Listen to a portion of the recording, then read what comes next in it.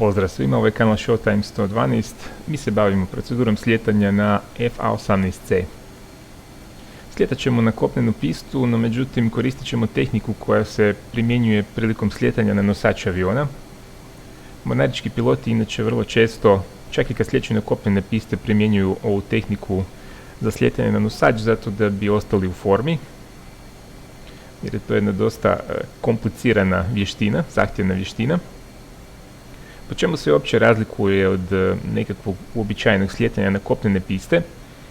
Pa prvenstveno po tome što održavamo konstantni napadni kut.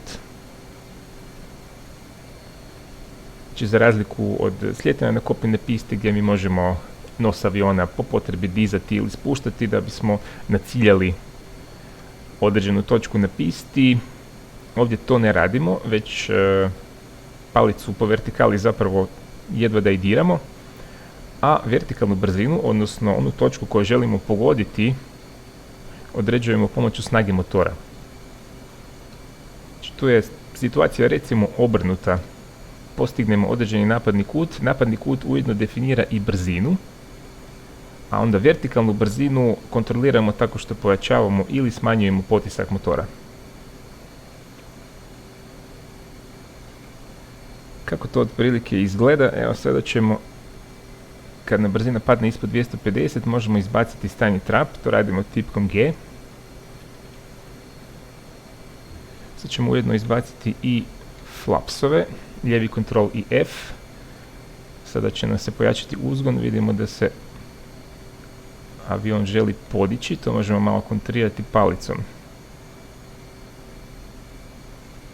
I sada se malo simbologija na head-up displeju promijenila, sad ćemo ju malo objasniti.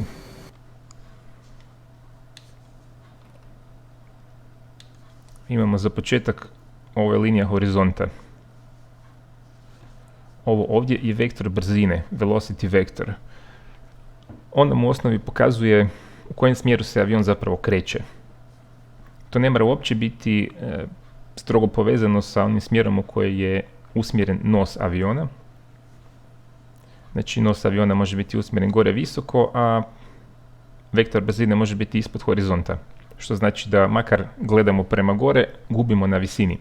Mornarički avioni su projektirani tako da mogu letjeti dosta malim brzinama i mogu se zadržavati u recimo kontroliranom letu bez nekakvog sloma uzgona, a da opet de facto padaju poput kamena. Ovo ovdje je također vrlo bitno, takozvana zagrada napadnog kuta. I kad budemo slijetali, nastojat ćemo postaviti situaciju tako da ovaj vektor brzine bude na sredini zagrade. Kada se te dvije stvari preklope, to znači da smo na optimalnom napadnom kutu za slijetanje.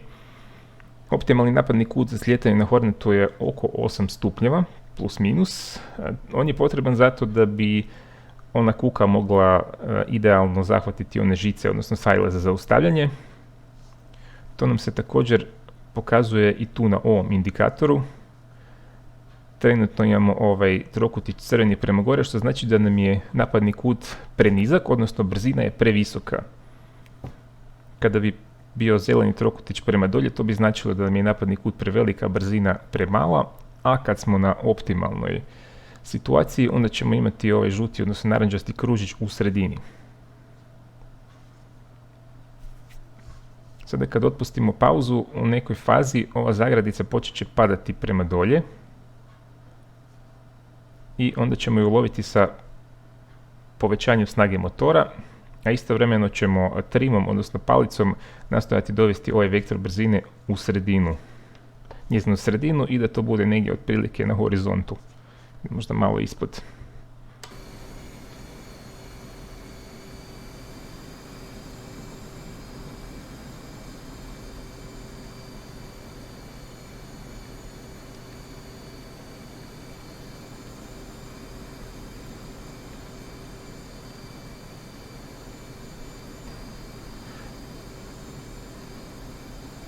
Ono što smo napravili je da smo malo pojačali snagu motora, a istovremeno smo dizali trim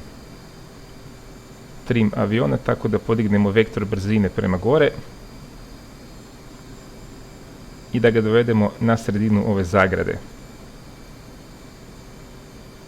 Kako to sada izgleda sa strane? Evo, vidimo da je avion nagnut prema gori u odnosu na horizont i naša vertikalna brzina trenutno je blizu nuli, znači nekakvih 70 stopa gubimo na visini. Kada bi recimo ovaj vektor brzine i zagrada bili ispod, to bi značilo da propadamo, odnosno gubimo značajno na visini, a ako bismo ih bili gore, to bi značilo da dobivamo na visini. To možemo raditi snagom motora. Znači, evo sad ćemo malo smanjiti snagu motora da počnemo gubiti na visini.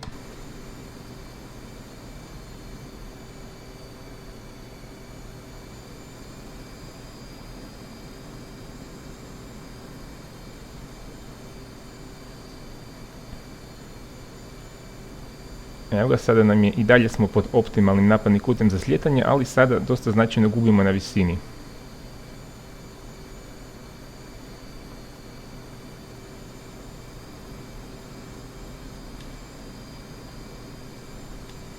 Ovdje gore možemo pratiti vertikalnu brzinu u stopama po minuti.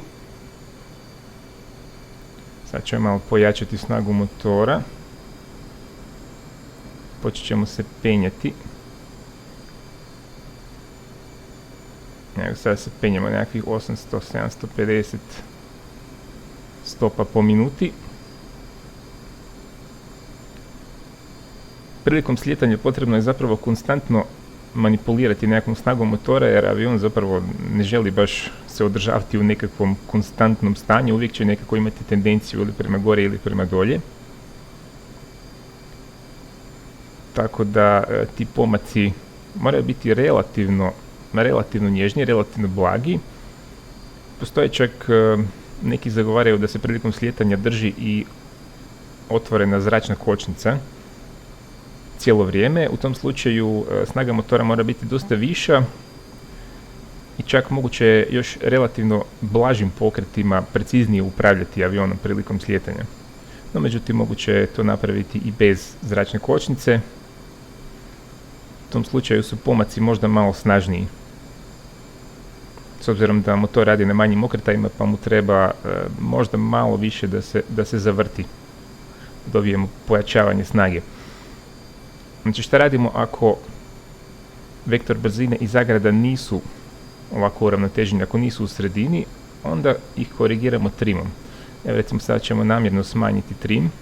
Smanjili smo ga prema dolje i sada imamo situaciju da nam je napadni kut premali. Evo, vidimo da je lijevo na ovom pokazivaču imamo crveni kvadratić. Vektor brzine je ispod ove zagrade napadnog kuta i sada krenemo dizati trim. Lagano dižemo trim dok ne dovedemo vektor brzine u sredinu. Istovremeno ćemo malo još smanjiti potisak.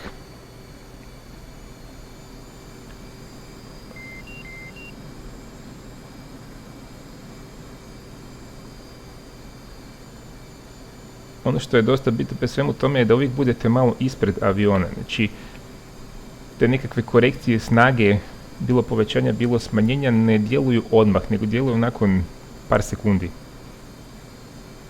I zato recimo ako sada povećamo snagu motora, ako želimo malo korigirati, čim on krene prema gore, odmah smanjujemo snagu da bismo to uravnotežili. Ako sada recimo želimo ići malo niže, smanjit ćemo snagu motora, ali odmah ju vraćamo natrag, zato da ne bismo previše počeli gubiti na visini.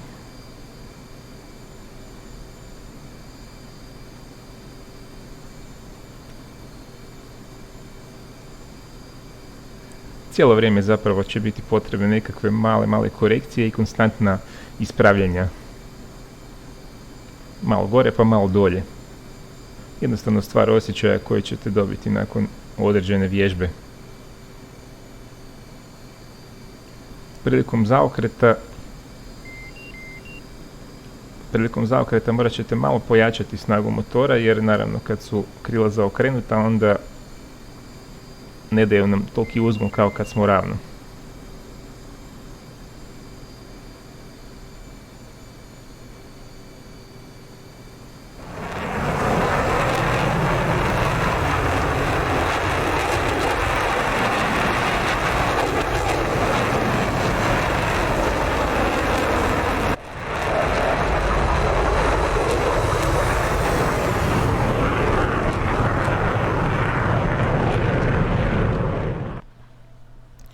Sada ćemo sletjeti u bazu Groom Lake u Nevadi. Vidimo, ispred nas se nalaze dvije piste. Ova desna je dulja, ali mi ćemo sletjeti na ovu lijevu. Podesit ćemo takan, podesit ćemo onaj smjer prilaza. Kako se to točno podešava možete vidjeti u prethodnom videu o navigaciji. I napravit ćemo onaj nekakav break, otprilike kao što se vrši kod slijetanja na nosač. Znači preletit ćemo paralelno sa pistom, ali malo pokrenje. Znači ići ćemo otprilike iznad ove desne piste, a cilj će biti lijeva pista. Uspjet ćemo se uvjeriti da nema ničega na njoj. Takan se nalazi negdje ovdje otprilike. Kada budemo udaljeni oko 1,5 milju od takana, što će se vidjeti ovdje na header displeju, nastojat ćemo da nam u tom trenutku brzina bude oko 300 čvorova, a visina oko 800 stopa iznad tla. Znači moramo podesiti visinomjer da bude u položaju na radarski. Također ćemo provjeriti je li ovaj anti-skid uključen. Ovaj hook bypass je na položaju field. Zatim, kad dođemo na tih nekakvih 1,5 milju, napravit ćemo zaokret u lijevo i zaokrenut ćemo za 180 stupnjeva. U tom slučaju kretat ćemo se paralelno s pistom, ali u kontrasmjeru. Pista će nam biti s lijeve strane. Pri tome ćemo vući, inače bi trebalo vući G sila otprilike 1% od brzine. Znači u početku bi trebalo biti recimo nekakvih 3 G-a, pa onda postupno se smanjivati kako brzina pada. Kada nam brzina padne ispod 250 čvorova, izbacit ćemo stanji trap, pa ćemo izbaciti i flapsove. Inače, flapsove je moguće izbaciti i nakon što se izravnamo, iako je možda čak i bolje to napraviti dok smo još u zaokretu, jer će onda onaj ballooning efekt dizanja nosa biti manji. Kad se izravnamo, visina bi trebala biti nekakvih 600 do 700 stopa. I dalje se krećemo paralelno sa pistom u kontrasmjeru. Naravno, nastojimo uloviti onaj optimalni napadni kut, to jest da vektor brzine bude unutar one zagrade. I kada dođemo na nekakvih 2,5 do 3 milje u odnosu na takan stanicu, opet ćemo se zaokrenuti u lijevo za 180 stupnjeva. Poravnati se na pistu i sletjeti negdje na njezin početak.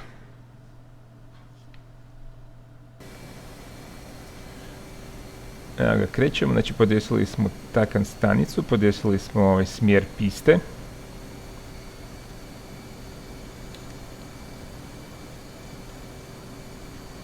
Ovdje vidimo udaljenost od takan stanice, sad je se približavamo, kad odemo na drugu stranu, kad se počnemo udaljavati, čekat ćemo da dođemo na oko 1,5 milju. Vidimo da je pista prazna. Brzinu nastavimo držati oko 300 čvorova.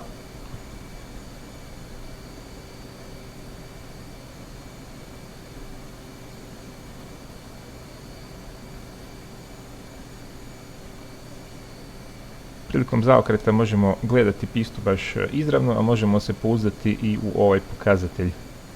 Znači kad se zarotira za 180 stupnjeva i pokazuje u kontrasmjeru, onda smo paralelni sa pistom. Evo ga, 1,5 milja zaokrećemo.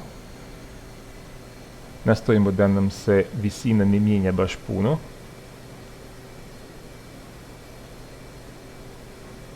G sile bi trebale biti otprilike 1% brzine, iako mogu biti malo manje, onda je lakše manipulirati s njima. Izbacili smo stanji trap, izbacujemo i flapsove.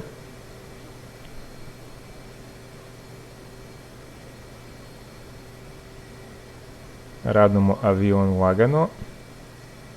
Sada lovimo ovu zagradu, malo pojačavamo potisak, dižemo trim i uravnotežujemo ih negdje oko horizonta. Brzina oko 130-135 čvorova, visina 650.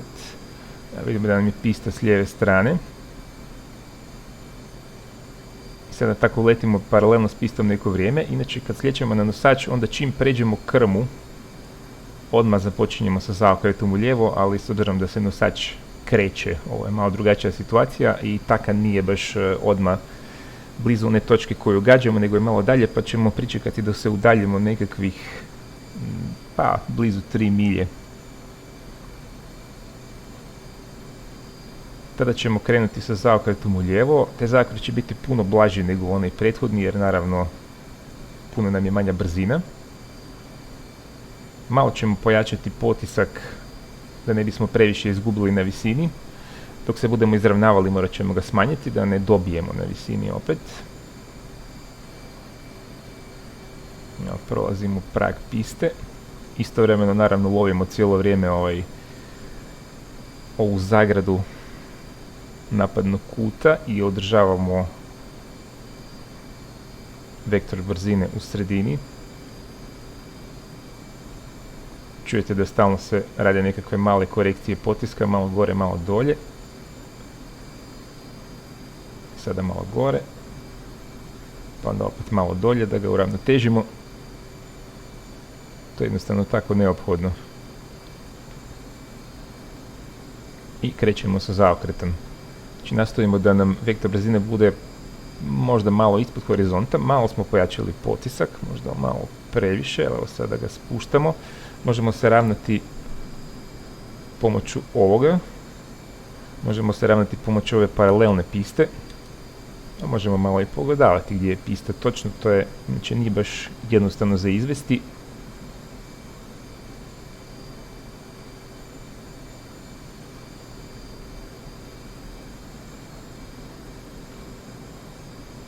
Smanjujemo potisak lagano i evo izravnali smo se na pistu i sada ćemo nastojati pogoditi onaj nekakav početni dio tamo gdje počinju ovi tragovi guma, znači malo smanjujemo potisak, odmah ga lovimo da ne bismo previše pali.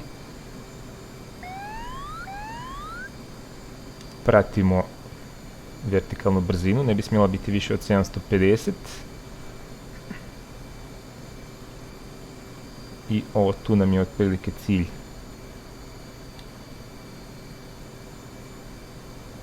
Male korekcije smjera ako je potrebno još.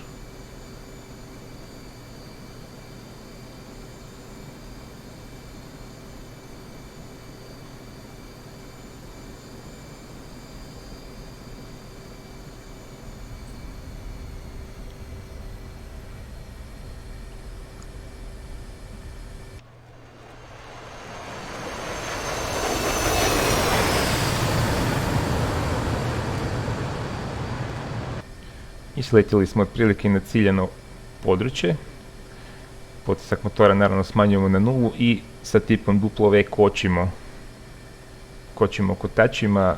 Znači ovi avioni koji nemaju padobrana, njima treba malo dulje da se zaustave.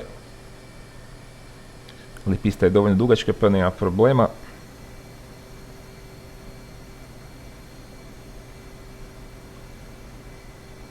To je u osnovi bilo to što se tiče slijetanja.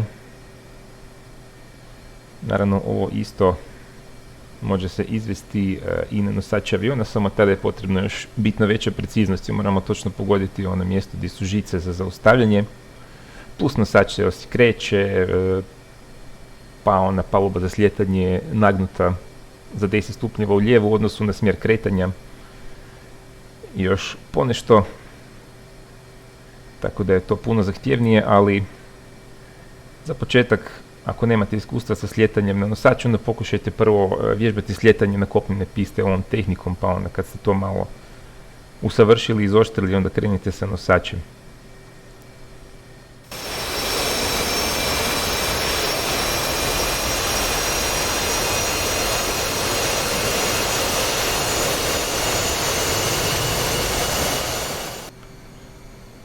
Ako vam se video svidio, ako vam je bio koristan, kliknite na gumb like, možete nas pratiti na Facebooku i na Instagramu, slobodno komentirajte, pretplatite se ako još niste i nastavite pratiti kanal Showtime 112. Pozdrav svima!